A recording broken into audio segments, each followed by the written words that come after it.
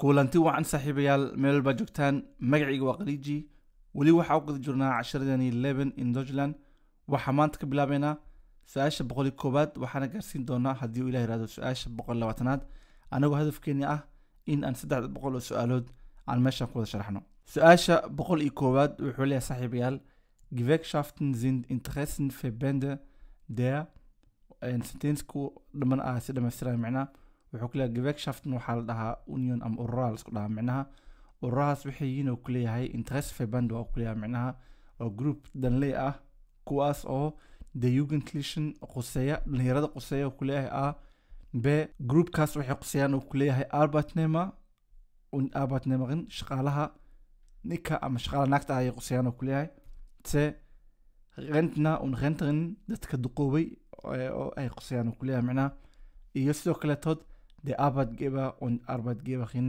dadka shefafka oo shaqada bixiya ay quseeyaan ayuu ku leeyahay macnaha marka ayadan taa waa sax saashin la weydiiyo ee saaxiibayaal ururkan Gewerkschaften lahayo waa urur danley ah group danley ah buu ku leeyahay waxayna quseeyaan macnaha Arbeitnehmer und Arbeitnehmerin ay quseeyaan macnaha shaqaalaha ay quseeyaan marka qofka shaqaale yahay urur ay isku diiwaan gelinaya tusaale ahaan oo kale todo kale shaqaalaha oo treenada Jarmalka wado kale fardi Gewerkschaft qol ay ka diiwaan galsan yihiin haddii ay rabaan lacagta in la kordhiyo shaqada ay wada joojinayaan shirkadan oo verdiga Gewerkschaftiga waxay tusaaraysaa marka in ay maalintaas aan shaqada la aadin waa aragtay dhowr jeer treemada oo shaqada laga joojiyay macnaha ururkaas ka diiwaan galsan yihiin macnaha oo Gewerkschaftiga ka diiwaan galsan yihiin hadhow marka haddii lacagta la kordhinayo marka ayaga u doodaya marka uu dhahay okay shaqada la joojinayo maanta maxaa yeelay waxaana lacagteena in loo kordhiyo haddii ay 12 euro ahayd in loogu dhigo 14 euro waxaas wax la mid ah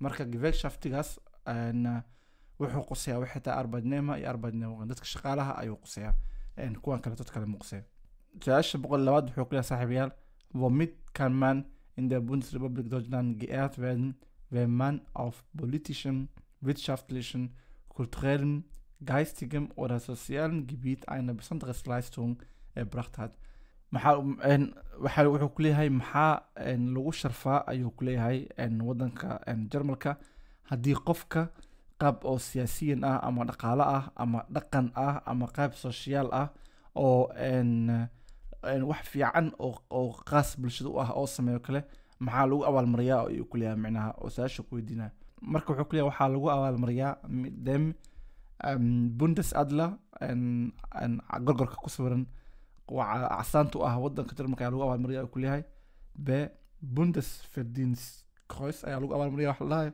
c waxaa lagu abaalmariyaa ku leeyahay Vaterländische Verdienstorden wax la dhahayo iyo d Ehrentitel ayaa la siiyaa ku leeyahay macnaha Ehrentitel waxa waaye titel sharafeed ayaa la siiyaa ku leeyahay macnaha Held der Deutschen Demokratischen Republik la dhahayo ayaa la siiyaa macnaha geesiga oo dimuqraadiga Republika Jarmalka ayaa la siiyaa ku leeyahay marka maxaa saxay marka haddii oo qofka Jarmalka joogo oo wax oo dhaqanka ama siyaasadda ama maxaa la ishay qaab oo bulshada kale wax fiican oo ka sameeyo waxa lagu abaalmariyo waxa saaxiibayaal wax la Bundesverdienstkreuz wax la siiyaa sawirkeeda waxa ka arki doontaan hadirtan shaashada su-aasha 103 wuxuu ku leeyahay was wird in Deutschland als Ampelkoalition bezeichnet wuxuu ku leeyahay maxaa Jarmalka Ampelkoalition lagu magacaabo ayuu ku leeyahay ama lagu qeexay Ampelkoalition maxay yihiin ayuu ku leeyahay macnaha wuxuu ku leeyahay die Zusammenarbeit waa wada shaqeynta der Bundestagsfraktionen von CDU und CSU waa wada shaqeynta xisbiyada ka tirsan baarlamaanka Jarmalka ee lagu kala magacaabo CDU iyo CSU ayaa la dhahaa ku leeyahay wuxuu ku leeyahay waa die Zusammenarbeit wada shaqeynta ee wada shaqeynayaan SPD xisbiga yiraahdo FDP xisbiga yiraahdo und Bündnis 90 oo lagu magacaabo die Grünen qolo yiraahdo in ay Regierung marka hal dawlad wada dhisaan oo ay isla wada shaqeynayaan ayaa la dhahaa ayuu ku leeyahay Ampelkoalition C wuxuu ku leeyahay von CSU die Linke und Bündnis 90 die Grünen in eine Regierung marka xisbiga CSU yiraahdo iyo die Link iyo Bündnis Grün ku dhahayaan markay hal dawlad wada dhisaan ayaa Ampelkoalition lahaa ku leeyahay iyo ta u dambayso aydan wuxuu ku leeyahay die Bundestagsfraktion von CDU und SPD xisbiyada ka tirsan Bundestaga CDU-ga iyo SPD-ga ah ayaa lahaa ayuu kule Ampel Coalition. marka tee waa saxeex. su-aashana la weydiiyey saaxiibayaal oo ahayd maxaa lagu magacaabaa micnaha Ampel Coalition. Ampel Coalition wax kale maahan, waxaa lagu magacaabaa xitaa markii ay dowlad wada dhisaan xisbiga SPD la yiraahdo iyo FDP iyo Grün xisbiga la yiraahdo ay hal dowlad wada dhisaan ayaa la dhahaa Ampel Coalition. waa dowladda hadda 2022 ka jirta waddanka Jarmalka. waxaa saddexdan xisbi ayaa iskugu tagay. Ampel Coalition waxaa loo dhan waxay tahay calaamadooda ayaa loo fiirshay, micnaha calanka SPD-ga waxa waaye waa guduud, FDP-ga waa jaale, green-kana waxaa green waxa waaye green ayay leeyihiin. Ampelkana saddexdaas kalar ayay ka kooban tahay. marka maadaama Ampelka saddex kalar ka kooban tahay, kuwaana kalaradu ay wataan ayaa waxaa lagu bixiyey Ampel Coalition. su-aasha 104 wuxuu ku leeyahay eine Frau in Deutschland verliert ihre Arbeit. Was darf nicht der Grund für diese Entlassung sein? wuxuu ku leeyahay qof dumar ah ayaa shaqadeeda lumisay ayuu ku leeyahay. sababaha soo socda sababtay ayaysan inay shaqada ka tagto aysan noqon karin ayuu ku leeyahay. qaybta koowaad ah, die Frau ist lang krank und arbeitsunfähig. qofka dumarka ah muddo badan ayaa xanuunsaneed ku leeyahay. arbeitsunfähig waa macnaha qof shaqo karta ma ahan. b, die Frau kam oft so spät zur Arbeit. naagtan dumarka ah mar walbo xili dambe ayay imaadaa ayuu ku leeyahay. sababtaasna ma ahan uu ku leeyahay sabab qofkaas shaqada loogu barin karo. c, die Frau erledigt Privatsachen während der Arbeitszeiten. qofka dumarka ah waxa ay sameysaa uu ku leeyahay Privatsachen ay sameysaa markii lagu guda jiro xiliyada shaqada. ideeta u dambeyso, die Frau bekommt ein Kind und ihre Chef weiß das. qofka dumarka ah cunug ay dhashay ayuu ku leeyahay, sheefkeedana wuu ogyahay micnaha. marka tee waa saxeex. marka su-aashan la weydiiyey ahayd qof ayaa shaqadiisa, qof dumar ah ayaa shaqadeeda lumisay. sababtay ayaysan qofka shaqadeeda ugu tegi karin waxay tahay saaxiibayaal, haddii aad shaqaynaysid oo aad cunug dhashid shaqadaada, sheefka shaqada shaqadaada ma ka tegi karto shaqadaada ama markaa lumayso shaqadaada. oo hadduu qofka cunug dhalo oo macnaha sheefkan arrintaas ogyahay, waxaa jiro Elternzeit waxa la dhahayo kala jiro oo hooyada ay gali karto. hooyadana markaasna waxay ku jirtaa waxa la yirahdo Mutterschutz waxa la ku jirtaa oo nolosheeda waa safe. marka die Frau bekommt ein Kind und ihr Chef weiß das. hooyada cunug ay dhalaysaa, cunugda dhasho oo sheefkan ogyahay, shaqadeeda micnaha waa sababta kaliya oo ay shaqadeeda aysan ku lumin karin. su-aasha 105 wuxuu ku leeyahay was ist eine Aufgabe von Wahlhelferinnen in Deutschland. maxaa uu ku leeyahay aufgabaha ama shaqada ay qabtaan dadka Wahlhelfer ah, dadka doorashada dadka caawiya. markay doorashada dhacayso dad waxaa la raadiyaa oo Wahlhelfer ah oo intay doorashada socoto caawiya oo dumar iyo rag iskugu jiraan. marka shaqadooda maxay tahay ku leeyahay shaqadooda waxay tahay ku leeyahay sie helfen, waxay caawinayaan alten Menschen bei der Stimmabgabe in der Wahlkabine. dadka duqooshinka ay waxay ka caawiyaan ku leeyahay inay codkooda dhiibtaan kabinaan ay codkooda ku dhiibtaan dadka duqooshinka ay caawiyaan. b, wuxuu ku leeyahay sie schreiben die Wahlbenachrichtigungen vor der Wahl. warbixinada iyo qoraan ku leeyahay oo doorashada quseeyo ayay qorayaan doorashada ka hor. c, sie geben Zwischenergebnis an die Medien weiter. intay doorashada dhacdo wixii soo baxaba oo soo kordhabo meediyaha ayay u gudbiyaan ayuu ku leeyahay. micnaha guulaha soo baxaba ama jawaabaha soo baxaba waxay usii gudbiyaan meediyaha usii gudbiyaan ayuu ku leeyahay. iyo d, sie zählen die Stimmen nach dem Ende der Wahl. waxay tiriyaan ayuu ku leeyahay micnaha codadka ayay tiriyaan markii doorashada dhamaato. markay doorashada dhamaato ayaa codadka tiriyaan ayuu ku leeyahay. marka tee waa saxeex. su-aashan la weydiiyey oo ahayd shaqada ay qabtaan dadka Wahlhelfer ah ama doorashada caawiya maxay tahay shaqada qabtaan waxay tahay saaxiibayaal sie zählen die Stimmen nach dem Ende der Wahl. markay doorashada dhamaato ayay waxay tiriyaan stimka ay tiriyaan ama codadka dadka ay dhiibteen ayay tiriyaan. su-aasha 106 wuxuu ku leeyahay in Deutschland helfen ehrenamtliche Wahlhelfer und Wahlhelferinnen bei den Wahlen. Jarmalka ehrenamtlich qofka waxaa la markuu si mutadawacnimo u shaqeynayo. marka dad si mutadawacnimo u shaqeeyo oo ayaa jira ku leeyahay Wahlhelfer ahaan ugu shaqeeyo inta ay doorashada socdo dadka caawiya. was ist eine Aufgabe von Wahlhelfern Wahlhelferinnen. maxay tahay ku leeyahay shaqada ay qabtaan Wahlhelfer ninka ah ama Wahlhelferinnen tan naagta ah. marka la su-aashna weydiiyey shaqada ay qabtaan waxaa kamid ah ku leeyahay sie helfen Kindern und älteren Menschen beim Wählen. caruurta iyo dadka duqooshinka ayay doorashada ka caawiyaan ayuu ku leeyahay. B. Sie schreiben Karten und Briefe mit den Angaben des Wahllokals. Qaar kaarta warqado iyo bokosyo kaarar ay waaweyn ay wax ku qoran ayuu ku leeyahay micnaha oo wahllokaalka meelaha doorashadu ka dhacayso.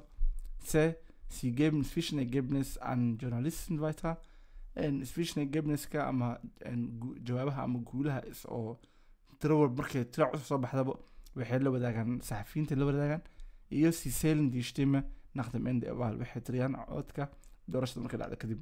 Sidii dayaan soo sheegnay saaxiibayaal isku sida waaye kaliya wax yar lagu soo daray su'aashana waa la bedelay. Hore aan idinku sheegay su'aalaha waa sida fuqshan kale way isku egin qaarkood haddana laakiin formka lagu bedelaya marka shaqada ay qabtaan waxay tahay hilfaha Jarmalka waxa waaye waxay tiriyaan codadka dadka codeeya ay tiriyaan markay doorashada dhamaad kadib. Su'aasha 700 wuxuu ku leeyahay في viele Jahre wird der Bundestag in Deutschland gewählt. Meeqa sano ayaa la doortaa ayuu ku leeyahay xarunta baarlamaanka Jarmalka wuxuu ku leeyahay 2 Jahre ayaa la doortaa uu ku leeyahay 4 sano ayaa la doortaa 4 sano walba ayaa la doortaa uu ku leeyahay 6 sano walba ayaa la doortaa uu ku leeyahay 8 sano walba ayaa la doortaa ayuu ku leeyahay marka taaba sax su'aashan la weydiiyo ahayd meeqa sano ayaa la doortaa Bundestaga ama xarunta baarlamaanka Jarmalka waxaa doortaa waxay tahay saaxiibayaal 4 sano ayaa la doortaa 4 sano markay dhamaato doorasho kale ay ka dhacayso wadanka Jarmalka. Su'aasha 100 wuxuu ku leeyahay bei einer Bundestagswahl in Deutschland darf jeder wählen. Der Bundestagswahlka doorashada oo baarlamaanka Jarmalka qof walba wuu codeyn karaa ayuu ku leeyahay dee qofkaasoo in der Bundesrepublik Deutschland wohnt und wählen möchte qofkaasoo ku nool Jarmalka isla markaan inuu codeeyo rabo ayaa codeyn kara ayuu ku leeyahay. B. Bürger und Bürgerinnen der Bundesrepublik Deutschland dadka Jarmalka ah ee Jarmalka jooga oo 18 sano jirna ugu yaraan ay jiraan 18 sano ayaa codeyn kara ayuu ku leeyahay. C. Seit mindestens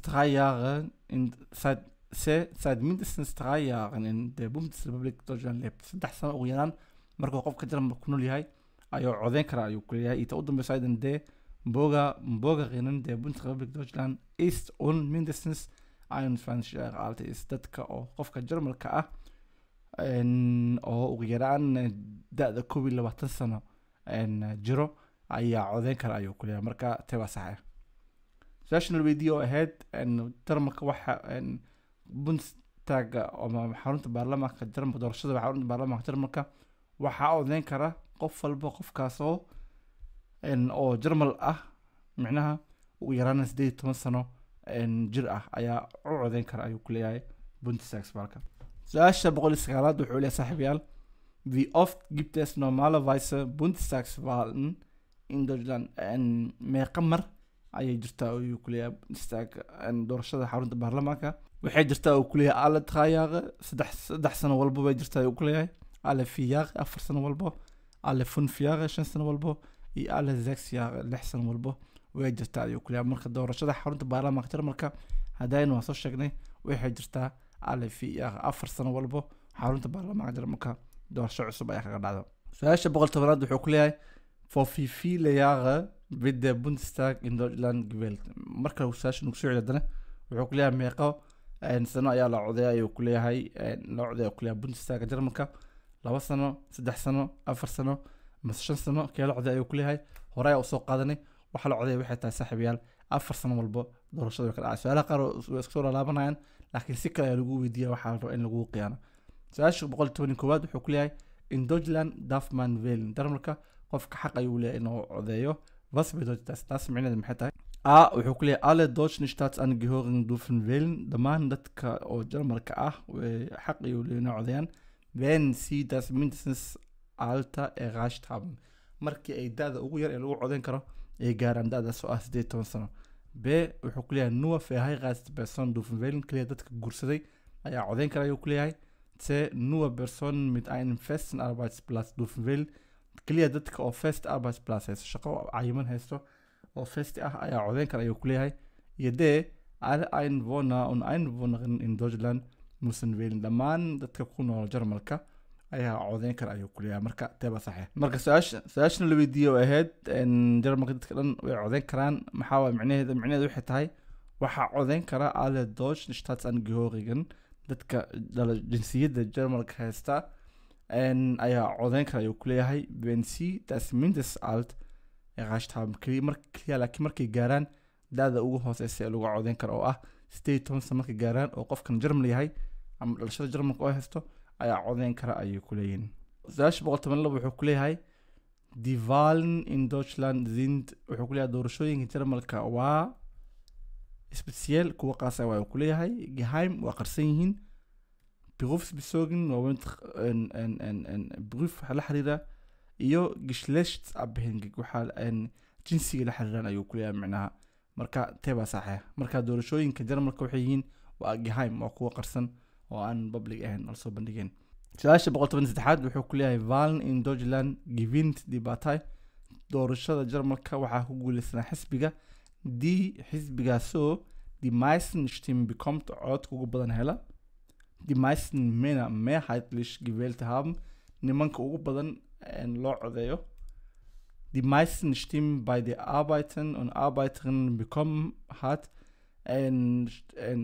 codadka ugu badan ee ka helaan macnaha dadka shaqeeya iyo die meisten erste Stimmen für ihren Kanzlerkandidatin erhalten haben iyo markay helaan erste Stimmahooda koowaad oo tartanka u tartamayaan kansalarnimada u tartamayaan ay helaan ayaa guuleysan ayuu ku leeyahay marka teeba saxa su-aashan la weydiiyey oo ahayd Jarmalka waxaa guuleysanaya xisbigaasoo die meisten Stimmen bekommt kaasoo codadka ugu badan hela ayaa guuleysta Jarmalka inay nimanka bataan iyo in shaqaalaha ay codayaan iyo waxaas wax door rool oo ciyaaraysta wax door muhiim ka ciyaaraya maahan kaliya qofkii uga dhibca bata ayaa ama dhibcaha ugu badan hela ayaa guuleysanaya su-aasha 114 wuxuu ku leeyahay an demokratischen Wahlen in Deutschland teilzunehmen ist si aad doorashooyinka dimuqraadiga Jarmalka si aad uga qayb qaadato waxaa u baahan tahay ku leeyahay ist waa ein Pflicht waajib waay ayuu ku leeyahay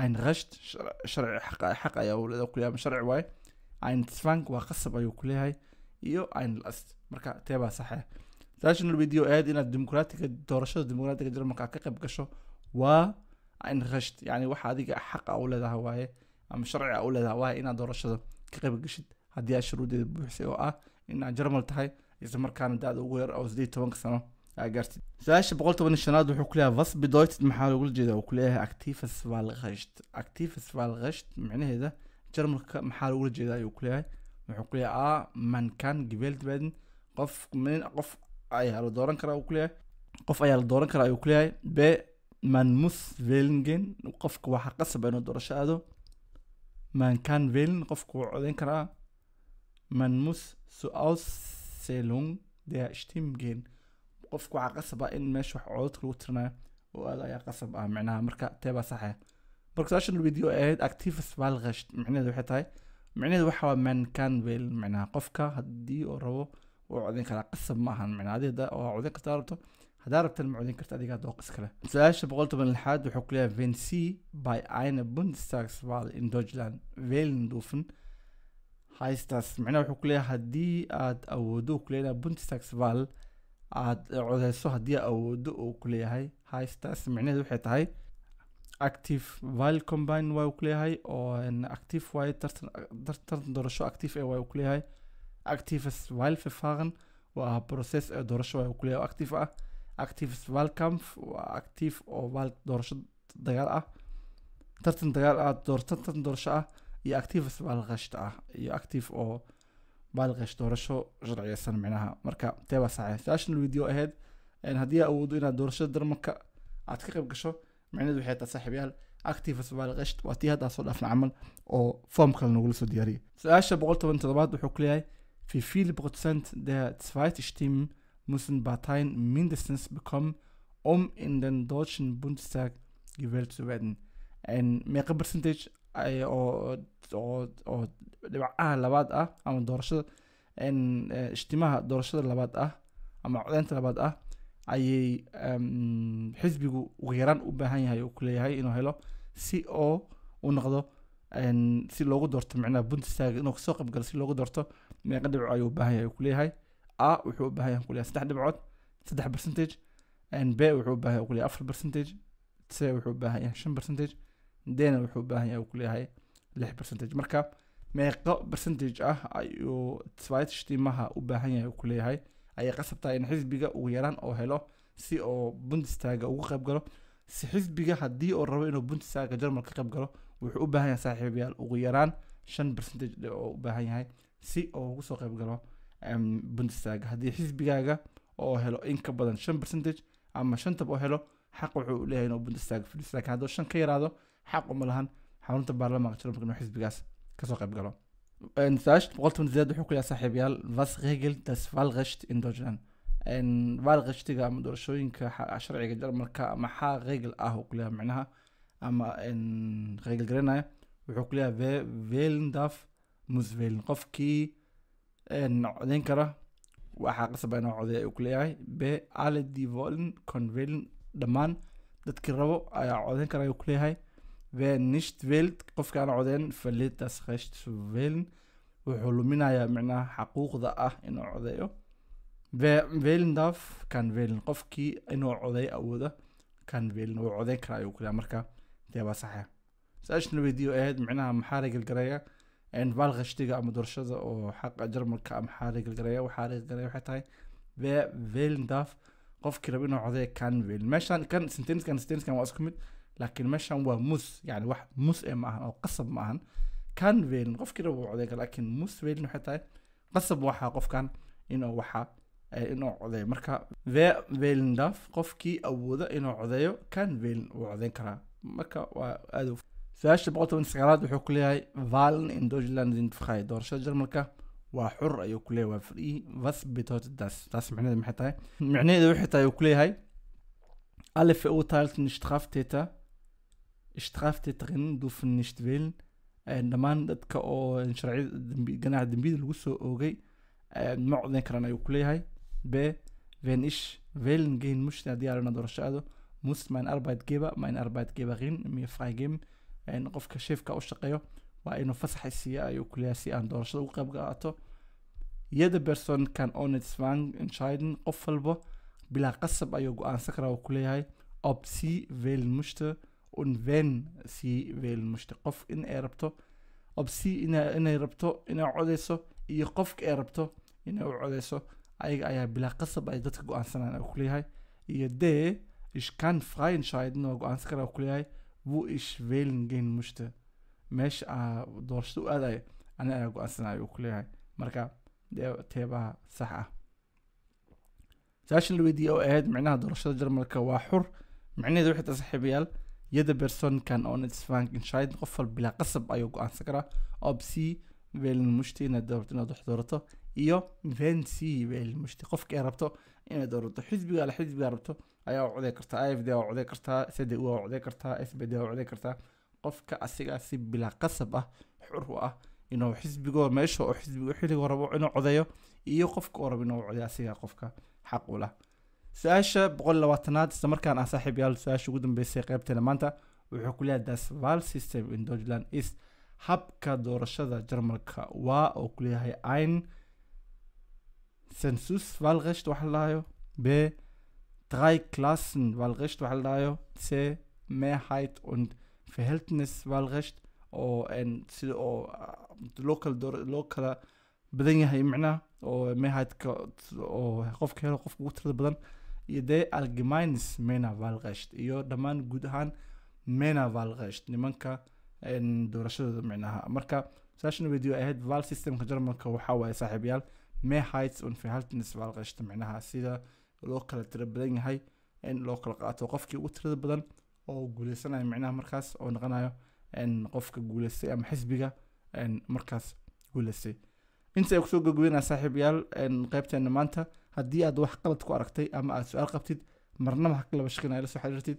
intaan iyo kulanka fiican ku kulmi doono waa anigu Khaliij ah fi amaan Allah.